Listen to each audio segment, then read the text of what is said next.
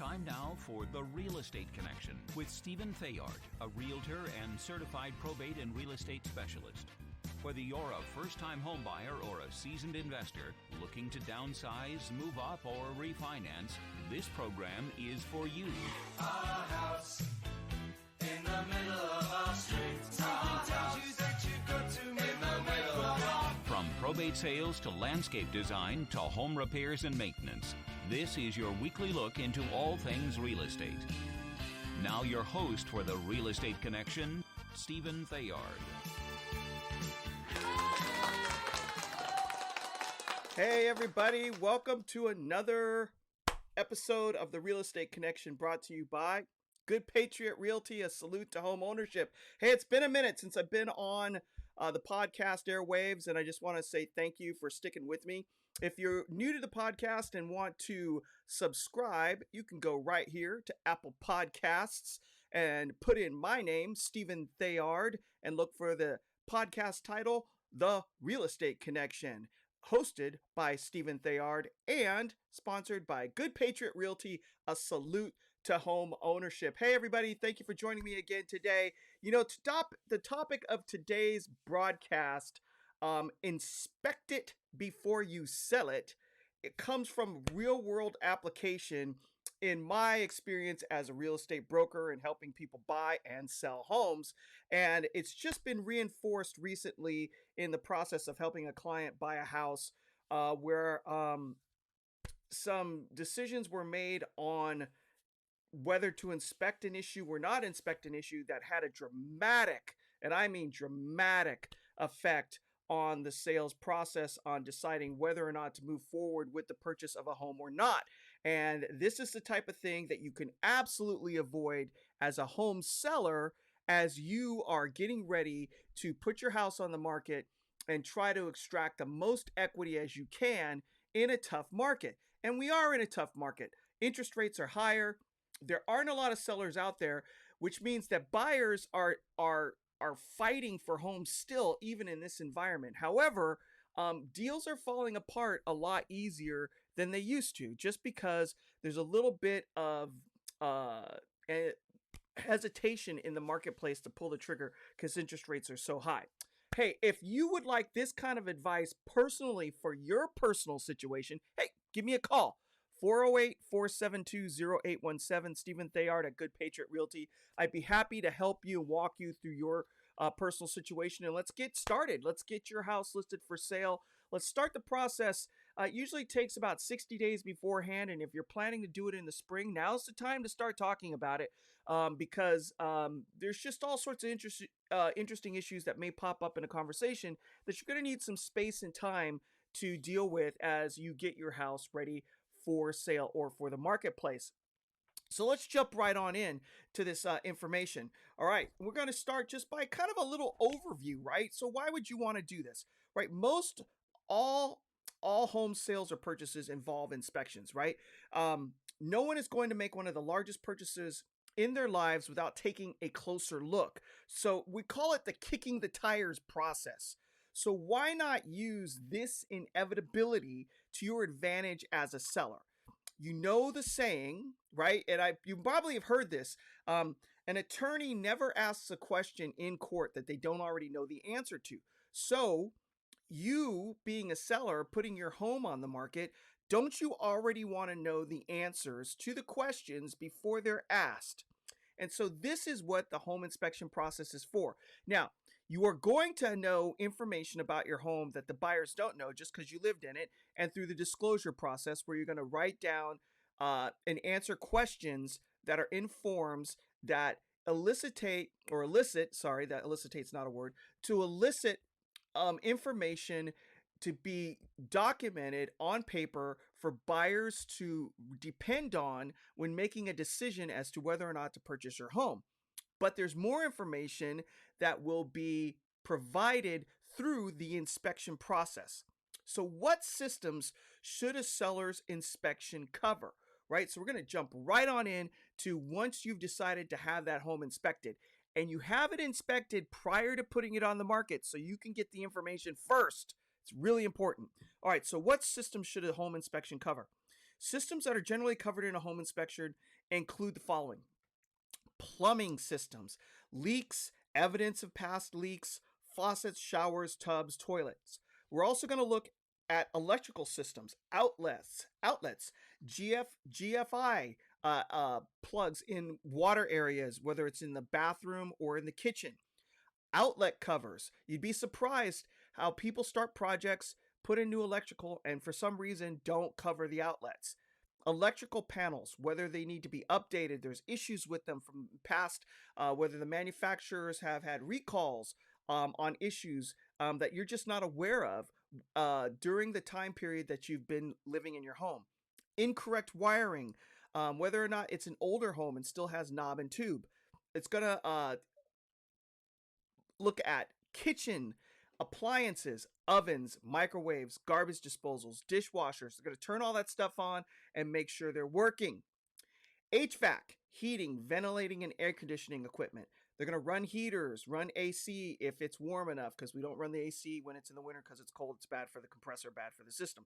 Check compressors, provide an examination of the system and give an estimate of the remaining life of the system. If it's new, no problem. But if it's been sitting in your house for 25, 30 years, maybe the HVAC system is at its end of its life, and they're going to check that stuff. They're going to check for vents, whether they're flowing properly or if they're clogged or if the filters are dirty and need to be replaced. Doors and windows, fire safety doors, especially at the garage. Garage doors need to have a self-closing mechanism for fire safety. You do not want those doors stuck open, right? So that's part of the inspection. We're also going to be looking at any leaks around the windows, broken seals for double pane, missing door hardware. They're going to look for attic insulation in the crawl space.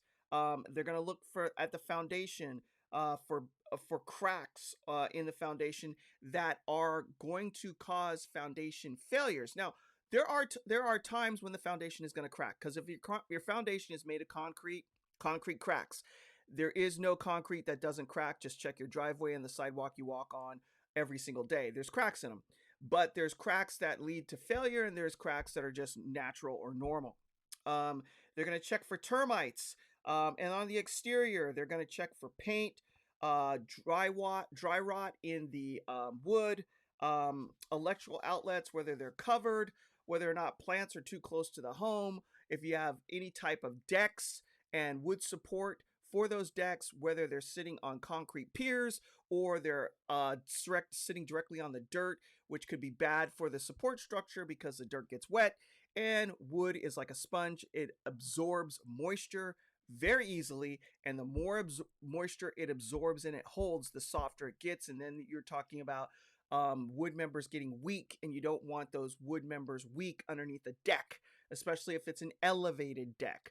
If it's close to the ground, it's not so much of a safety hazard. But once you get elevated up over 6 feet or 5 feet, 4 feet, right, then you have issues for that deck falling and causing injury to people. Also, roofs. They're going to look at damaged and missing shingles, areas of potential leaking, the sheathing, the sheet metal sheathing around openings for vents and chimneys on the roof as well. Also, chimney inspections. If you have fireplaces that burn wood, they're going to check to see whether the flue is working properly to open and close, and whether or not there's a lot of buildup of ash and soot in the system, and maybe the chimney requires some sort of cleaning. All right, so that's generally what a home inspection covers. Now, once you get all this information, what do you do with it? All right. Suggestions for the information discovered. Remember, the inspection report is not a to-do list. This is not something that you get in your hand and your hair gets set on fire and you're like, oh my goodness, there's all this stuff wrong with my house. I got to make all these repairs before I sell it. There may be normal wear and tear and cosmetic issues outlined in the inspection report. However, now is not the time to make strategic decisions regarding the home for just normal wear and tear. You're going to want to absorb this information, sit with it for a minute, and sit down and discuss it with your real estate professional. And if you want it to be me, give me a call, Stephen Theard, at Good Patriot Realty, 408-472-0817. Again, 408-472-0817. The reason you want to talk through it is because normal wear and tear items may not necessarily need to be fixed. It's just something that is a disclosure to the buyer, and you let them determine whether or not it's an issue. And it depends on what kind of market you're in, right? If you're in a seller's market where there's low inventory, the interest rates are low, there's tons of buyers running around, and they're climbing over each other's backs to get into contract, you may not have to do anything because the house is the prize, right? However, if you're in a buyer's market where there's lots of inventory and buyers have lots of decisions and choices on homes, then you may want to tighten it up. You may want to fix all of the deferred maintenance. You may want to invest real dollars into the house, hoping that they will have a return on your investment when a buyer comes to the table.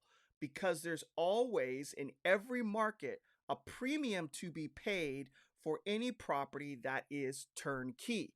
Meaning, when the buyer closes escrow, all they have to do is turn the key and move their stuff in. They're not taking on any of your deferred maintenance that needs to be taken care of before they actually move into the house.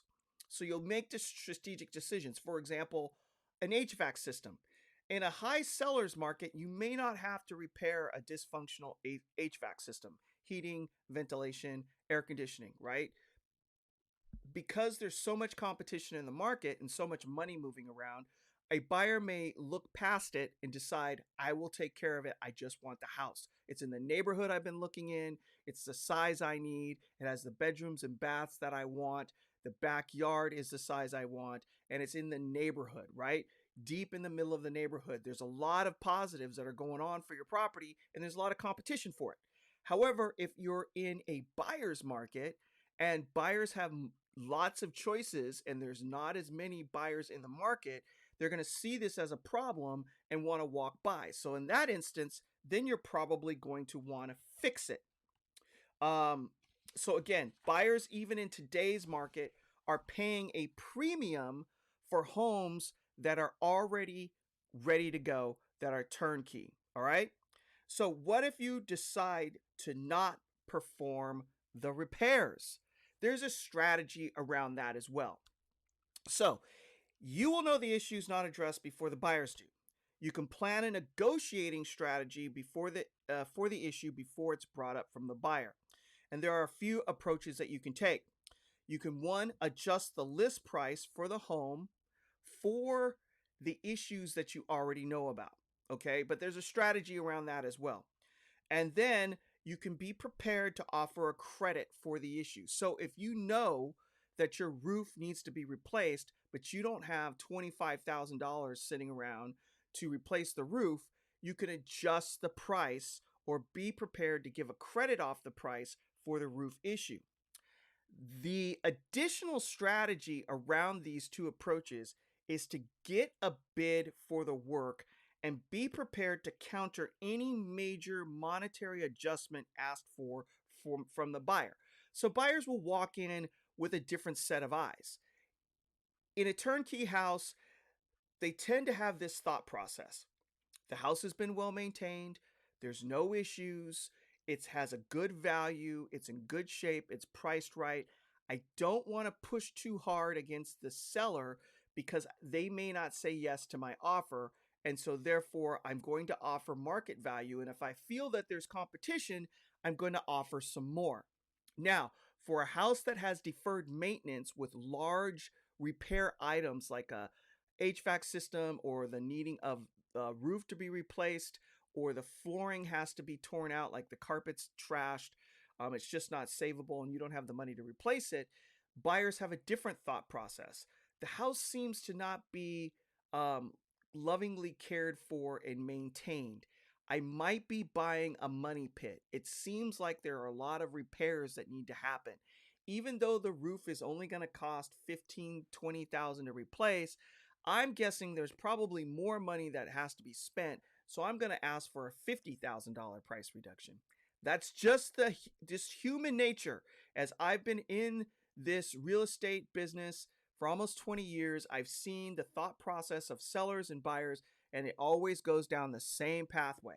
So if you decide that you're not going to do the work, have the bid ready to counter the thought process of I'm buying a money pit, and even though I only need 25,000 to take care of the roof, I'm going to ask for 50,000 off the price. Counter back and say, no, I'm only giving you 25,000 off because here is an estimate, a bid for the work that I got before we put the house on the market, and it gives you ammunition to push back. All right. Also, now that you are prepared for the issue, you're in the driver's seat, right? You already know what's coming. And then there's some negotiating strategies that you can use in real estate and life in general. And they are also wait, okay? Don't be the first one to speak in the negotiation process, because the first one to speak usually loses. Wait to see if the issue is even raised. So just keep your powder dry. Hang back. Put all the information out there. Let the buyers take a peek and decide for themselves what an issue is or is not. They may not even think the roof's a problem. They may be more concerned about the exterior color of the house, and they don't care, right? So, and then if the issue is brought up, wait to see what the buyer asks for. Do not offer up front.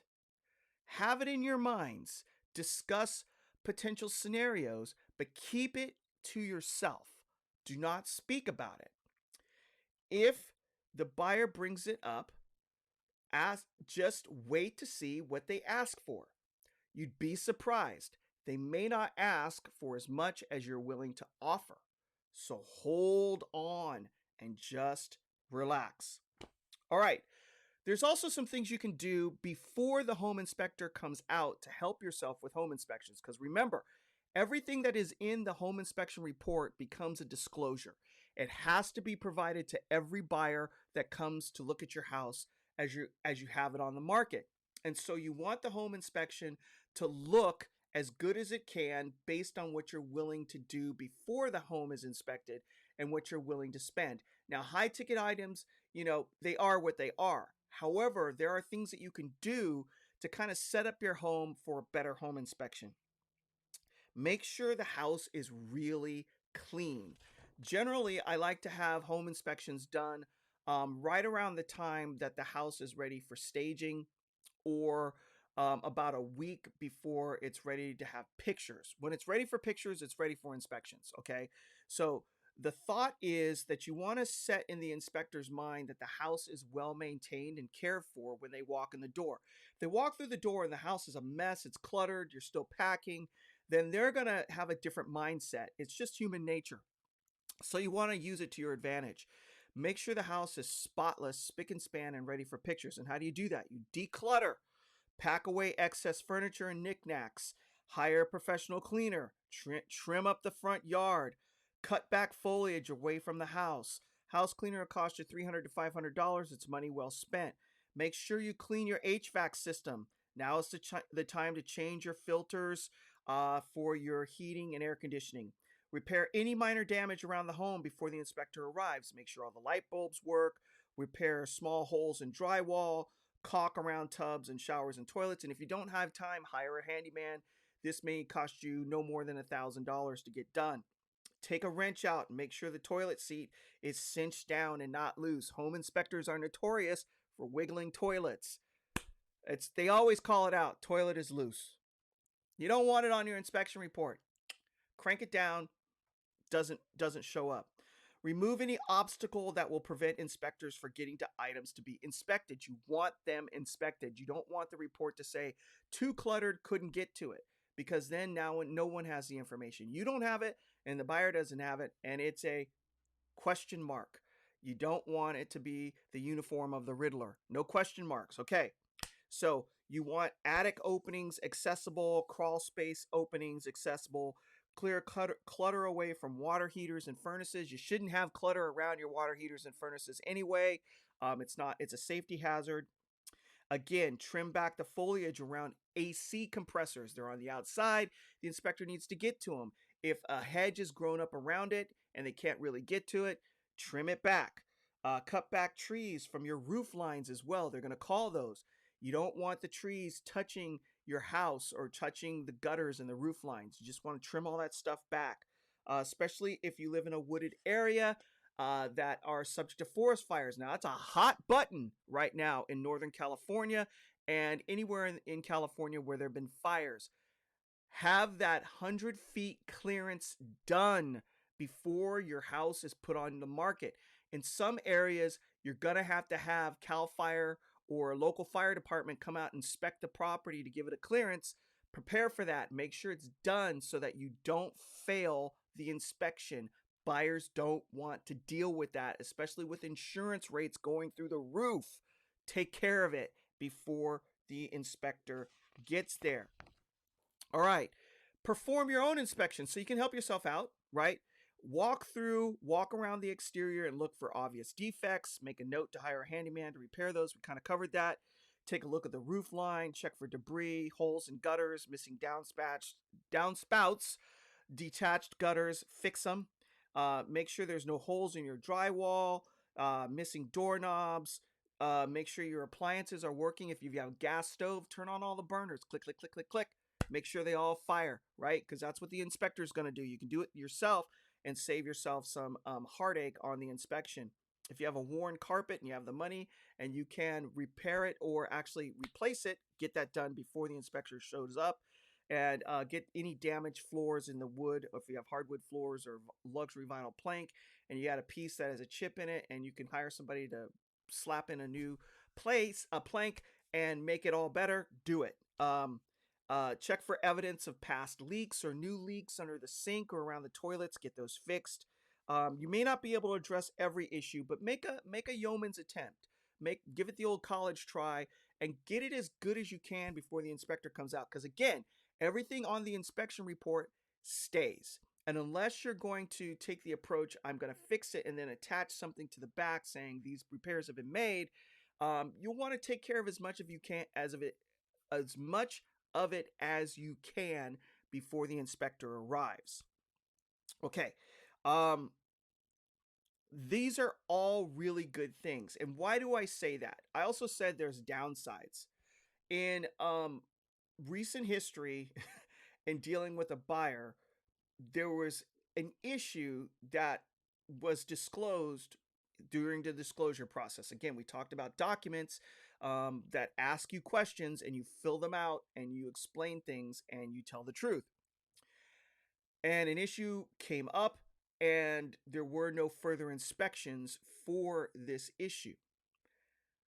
My buyer and I saw the issue and decided to have it further inspected, even though the seller didn't. The repair amount for this issue was so large that the buyer decided to back out of the deal. Now, the seller could have saved themselves some heartache by looking at the issue before the buyer showed up, had it checked out, and known what the dollar amount of the repair was going to be and planned for it before the house went on the market. But it didn't happen. So it affected the whole entire transaction. And that is what you want to avoid. You want to know what's going on before buyers arrive. Because if a big issue comes up, you have the chance to take care of it, address it, come up with a strategy for it before you put it on the market. And it's not a big surprise after you've accepted an offer. This is what you want to avoid. When buyers see everything on the table and they've been able to make decisions based on information provided up front, there's a stronger likelihood that the deal will close. If surprises happen during the transaction because inspections weren't done or issues were not addressed, you raise the probability of the transaction falling apart halfway through. And if you have plans to move or you have a timetable that you're dealing with where you need to get somewhere in a timely fashion and you need the money out of your house, this could be catastrophic. So remember, inspections up front are vital to help you have a successful sale of your house and for you to be in the driver's seat in negotiating the transaction, because you know ahead of time what the issues are. And that's really important, especially in California, where in San Jose, the median priced home is $1.8 million. That's a lot of money. And as you go out into the edges of the Bay Area, that number decreases, but we're still talking about a minimum of $500,000 on the table in the sale of a property on any house that's within an hour of Silicon Valley, the heart of Silicon Valley. So these are major mistakes that you do not have to make in selling a house. My advice, free of charge, just for listening. Okay, so thank you very much for attending or listening. I guess you're not attending, you're listening, whether you're in your car or at home or doing chores around the house. I appreciate you guys taking the time to listen to another episode of Good Patriot of Real Estate Connection, sponsored by Good Patriot Realty. A salute to home ownership. There's some authentic mistakes right there. I gotta give a glockenspiel. All right, how about a bicycle horn? Back on track. All right, so thank you again for hanging out with me on the Real Estate Connection, sponsored by Good Patriot Realty. A salute to home ownership, and your host Stephen Theard, broker owner and podcaster. Who knew that I was ever going to be doing this when I got into my middle age? But thank you again for attending, and I'm going to leave you with this: be strong and courageous. Do not be afraid. Do not be discouraged, for your Lord your God will be with you wherever you go. And remember, He did not give us a spirit of fear, but of power, love, and discipline, or a sound mind. And be kind to one another out there. And if you have any questions about your particular situation in dealing with the sale of your home, give me a call, 408-472-0817. Again, 408-472-0817. I would be happy to speak to you about your situation in selling your property. And if you want to never miss another episode of the Real Estate Connection, just go to Apple Podcasts, Apple Podcasts, Podbean, Spotify. I'm on the interwebs. Just look up Stephen Theard, the Real Estate Connection podcast. It'll pop up in any web browser search. And thank you again for joining me. And we'll see you, hopefully, God willing, next week on another episode of the Real Estate Connection, sponsored by Good Patriot Realty. A salute to home ownership. This has been The Real Estate Connection with Realtor and Certified Probate and Real Estate Specialist Stephen Theard. Licensed Cal BRE number 0170019. For more information on this program, visit realestateconnectionradio.com.